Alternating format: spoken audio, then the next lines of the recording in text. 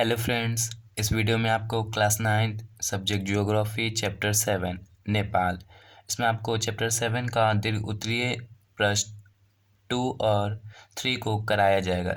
इससे पहले की वीडियो में आपको क्वेश्चन नंबर 1 करा दिया गया है। देखिए, क्वेश्चन नंबर 2 है नेपाल की जलवायु, मृदा और जल प्रवाह का वर्णन करें। तो आंसर है नेपाल की जलवायु। नेपाल की जलवायु शीत प्रधान है। नेपाल की जलवायु शीत प्रधान है। दक्षिण के तराई वाले भाग को छोड़कर सभी स्थानों पर तापमान कम रहता है और ये नेपाल का तराई वाला क्षेत्र सबसे अधिक उपजाऊ, यहाँ कृषि होती है क्योंकि यहाँ की 75% भूभाग की ऊंचाई समुद्र तल से बहुत ऊंचा है। यहाँ का वार्षिक तापमान 10 डिग्री सेंटीग्रेड है। यहाँ मार्च से अगस्त तक ग्रीष्म ऋतु तथा सितंबर से फरवरी तक क्या होता है, शीत ऋतु रहता है, मतलब ठंडी। गर्मी में मानसूनी हवाओं से नेपाल के पूर्वी भाग में 200 सेंटीमीटर और पश्चिम भाग में 100 सेंटीमीटर सालाना वर्षा होती है। जाड़े में देश के उत्तरी भाग में हिमपात होते हैं। देखिए, अब हो गया मृदा यानी मिट्टी।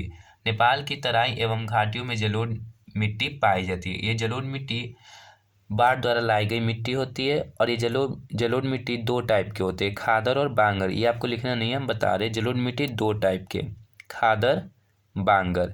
खादर को नवीन जलोढ़ मिट्टी कहते हैं और बांगर को पुरानी जलोढ़ मिट्टी। भारत के उत्तरी मैदान में जो सबसे अधिक मिट्टी है वो जलोढ़ मिट्टी ही है।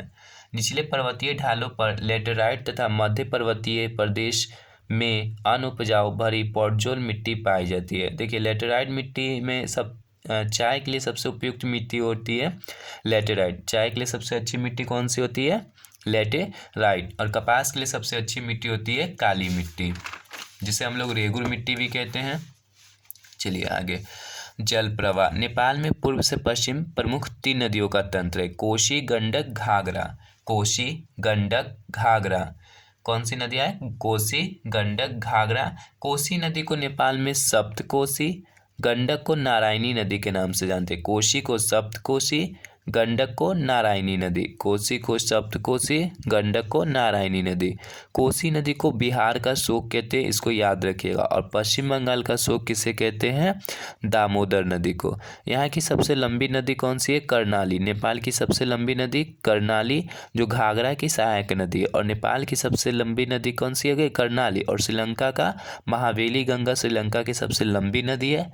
भारत की सबसे लंबी नदी गंगा, जो पश्चिमी नेपाल में बहती हुई भारत में प्रवेश करती है।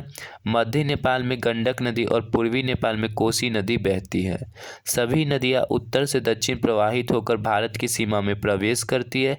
ढालुआ भूमि होने के कारण इन नदियों में तीव्र होती है, जिसमें अपरदन की समस्या बनी रहती है, किंतु जल विद्युत उत्पादन की भारी संभावना प्रदान करती है।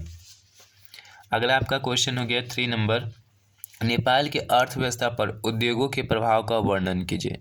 देखिए, नेपाल की अर्थव्यवस्था में सर्वाधिक योगदान कृषि का है। नेपाल की अर्थव्यवस्था में उद्योगों का कम योगदान है। औद्योगिक दृष्टि से नेपाल एक पिछड़ा देश है। यहाँ कल कारखाने बहुत कम है। यहाँ बड़े उद्योगों के स्थापित होने वाले कारकों का भी क्या है, अभाव है। नेपाल का प्रमुख उद्योग सूती वस्त्र, चीनी, जूट, चमड़ा उद्योग है। विराटनगर में जूट, चीनी तथा वीरगंज में दिया सिलाई और सिगरेट के कारखाने हैं। नेपाल का सबसे बड़ा उद्योग पर्यटन उद्योग है, जो उसकी विदेशी मुद्रा और उसकी आय का भी मुख्य स्रोत है। यहाँ का प्राकृतिक सौंदर्य, धार्मिक स्थल तथा पर्वतारोहण सैलानियों को आकर्षित करते हैं। यहाँ पर्यटन उद्योग का तेजी से विकास हो रहा है। इस वीडियो को देखने के लिए धन्यवाद आपका।